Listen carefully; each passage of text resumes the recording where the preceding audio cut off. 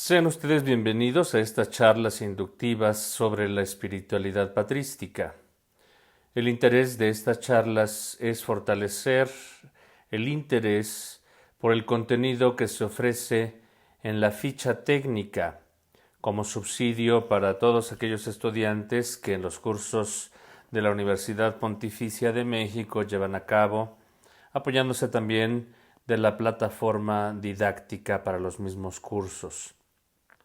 Estas indicaciones simplemente quieren reforzar el hecho de que en la misma ficha técnica lo más importante es la lectura directa de los Santos Padres. Por eso se ofrece en ella la antología de algunos fragmentos, de algunos textos más representativos, donde se refleja el tema del cual se quiere hablar. Al final de cada ficha se ofrece también un cuestionario que se puede responder en la misma plataforma para mayor comodidad, revisión y evaluación. Junto con estos materiales también se ofrecen algunas otras lecturas complementarias y algunos videos que se encuentran en la red y que se pueden seguir a través de los vínculos de la plataforma. Para introducir este tema en general, hay que decir que la espiritualidad de los padres está vinculada precisamente al testimonio de fe de la Iglesia naciente en los primeros decenios y en los primeros siglos de la historia de la Iglesia. Dígase que entonces podemos señalar 5 temas fundamentales que serán motivo de nuestra revisión. El primero de ellos es el bautismo, que es la fuente de toda la actividad cristiana. En segundo lugar, el martirio, que desarrolló muchas formas para la vivencia cristiana y sobre todo para el testimonio. El tercero es la virginidad como un paradigma también de vida ascética y, por qué no decirlo, también de vida mística, de pureza, no solo de cuerpo, sino de las verdaderas relaciones con Dios, con los hermanos y con la Iglesia. Una de las formas que también ha sido muy representativa, la cuarta en esta exposición, es el monacato, que ha sido también un referente, un pilar de la espiritualidad, curiosamente no solo del cristianismo, sino también de otras religiones. Y finalmente haremos una revisión muy sucinta del tema de la mística, dado que es un tema también inherente a cualquier expresión religiosa, pero también es una actividad humana de la cual hay que enfocarla cristianamente. Bien, entonces estos son los temas generales que revisaremos de una manera breve pero consistente en esta revisión patrística en la lectura de los propios textos. Bueno, para comenzar hay que dar una palabrita diciendo quiénes eran estos padres de la Iglesia. Bueno, pues fundamentalmente son cristianos. La mayoría fueron aristócratas convertidos a la fe, que con toda su base cultural y su experiencia histórica, quisieron darle también a la Iglesia un plus, porque fundamentalmente fueron escritores intelectuales que pusieron al servicio de la misma comunicación del Evangelio toda su capacidad y formación. Por supuesto, también hubo otros padres que fueron más vinculados con la experiencia monástica. Pero lo que hay que decir es que en ellos destaca que fueron teólogos, fueron intérpretes de las sagradas escrituras, pero también la vivieron. La Iglesia, desde los primeros siglos, ha visto en los santos padres un patrimonio, por eso es que se les llama padres. En efecto, fueron quienes engendraron a muchos otros hombres en la fe y formaron comunidades.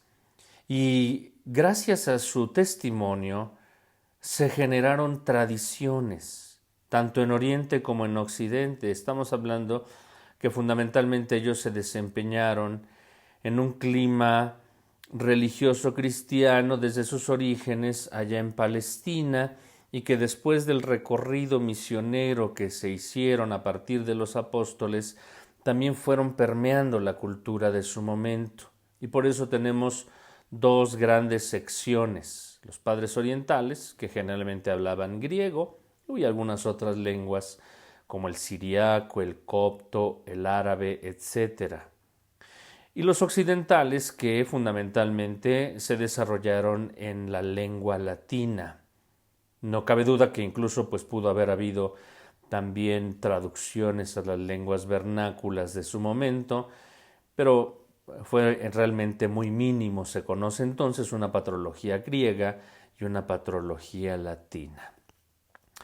La misma fe de la Iglesia ha definido 4 criterios para distinguir y definir quién es un padre de la Iglesia. Y son 4 las condiciones. La primera es la rectitud de doctrina. Claro, estando en un ámbito en donde todo se estaba generando, no podemos decir que la doctrina de muchos era químicamente pura. Podía haber imprecisiones filosóficas. No había un desarrollo doctrinal como el que ahora tenemos. No había el consenso dogmático que pudiera fijar estas doctrinas en un catecismo o en una declaración magisterial. Ellos fueron creando las formas doctrinales más adecuadas para la claridad de la fe de los creyentes. Por tanto, la rectitud de doctrina es que ellos estuvieran en la sintonía de la verdad revelada por Jesucristo, transmitida por los apóstoles. Cualquiera que no acatara estas condiciones elementales, pues será considerado heterodoxo. Segunda condición: santidad de vida. La santidad para nosotros es una declaración dogmática. Sin embargo, para los antiguos, un santo era el que leía la Escritura, la estudiaba, la comentaba para el bien de la comunidad, fundamentalmente en la predicación. Y esto es lo que hicieron los santos padres. Fundamentalmente fueron comentadores, estudiosos, y aquellos que vivieron con un fuerte espíritu de fe y de caridad la Sagrada Escritura. Por lo tanto, pues no esperemos ver a lo mejor grandes milagros, que no dudo que los hayan tenido, o grandes proezas, así sensacionalistas de la santidad. Quizás la más autentificada sea la proeza del martirio, que muchos de ellos la vivieron, y gracias a ese testimonio se provocó más la fe y la definición de la vivencia de la espiritualidad cristiana. Bien, entonces la santidad en ellos es un don de Dios, pero que está reflejado a través de su servicio doctrinal, de la predicación, y también ascético y místico.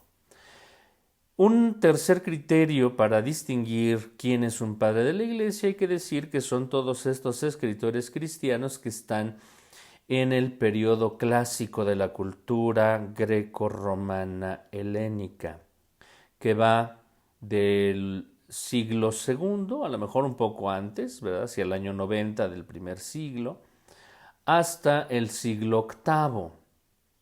Incluso se han hecho descubrimientos de que hay algunos escritos posteriores ya en la antigüedad tardía, siglo IX, siglo X. Y la cuarta condición es que estos hayan sido aceptados por parte de la comunidad. Gente que siempre fue probada por su rectitud de doctrina, su santidad, su buen trato con los demás cristianos, y que contribuyeron bien a la Iglesia. Hubo autores que fueron extraordinarios teólogos y escritores, pero les falló a lo mejor la relación con la gente, o tuvieron alguna imprecisión doctrinal y no quisieron corregir. Sin embargo, a estos se les aprecia la producción de su pensamiento y de sus obras. Por lo tanto, si a alguno de los autores antiguos, de los escritores teólogos, les falta alguna de estas 4 condiciones, simplemente se les denomina escritores cristianos o eclesiásticos, y su doctrina es útil para el estudio del cristianismo primitivo. Bueno, esta información la pueden consultar en algunos manuales que se pueden encontrar en la bibliografía general de los apuntes. Bien, pues para dar una introducción más específica del tema que estamos abordando sobre la espiritualidad patrística, hay que decir que la base fundamental pues, es la Sagrada Escritura.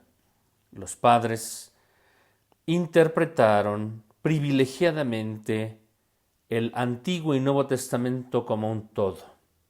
Claro, van a traer muchas ideas de la tradición judea, pero también se van a concentrar sobre todo en algunos signos, lugares escriturísticos específicos de los evangelios sinópticos, del Evangelio de Juan y de las cartas paulinas. Este simplemente es un referente, lo menciono así de manera sucinta, breve, porque sí hay que tener en cuenta algunas características muy generales de estos escritos del Nuevo Testamento. Para dar un ejemplo, por ejemplo, el pasaje del joven rico va a estar muy permeado en toda la literatura patrística y no solamente en el tema vocacional espiritual, va a estar también como un referente de muchos momentos dogmáticos, teológicos, eclesiológicos, de doctrina social y por supuesto de la espiritualidad. No se digan pues algunos conceptos luminosos de San Juan y también de Pablo. Entonces es importante tener en cuenta los principales temas de estos autores que vienen ya descritos en el apunte. Otro referente importante es el de las religiones y la religiosidad, los ritos y los cultos paganos presentes en esa época. No cabe duda que el cristianismo también tomó como influencia muchas expresiones, formas, ritos, lenguajes, sobre todo el lenguaje esotérico del misterio, que va a ser muy representativo para que la religión se entienda en todos los momentos de la vida y de la historia. Siempre se requiere de un lenguaje especial y específico para hablar de Dios. Y bueno, hubo un contacto con estas expresiones, a lo mejor hasta míticas, pero que también influyeron el lenguaje espiritual del cristianismo.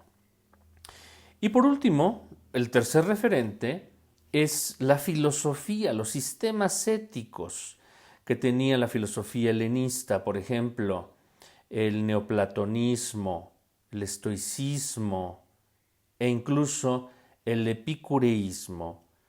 Influyeron notablemente en muchas formas ascéticas. Por ejemplo, cuando se habla de un estoicismo porque hay que reforzar la fuerza de la voluntad interna, bueno, pues eso es una cosa que heredó la filosofía a la nueva expresión de la fe. O cuando se habla de las virtudes, son de cuño platónico, la virtud de la templanza, fortaleza, prudencia, vienen precisamente heredadas de todas estas corrientes del pensamiento, que también impactaron la moral cristiana, que va a ser también el impacto de formas espirituales que van a reflejarse en la vida monástica, en la vida individual y como doctrina canonizada por la Iglesia.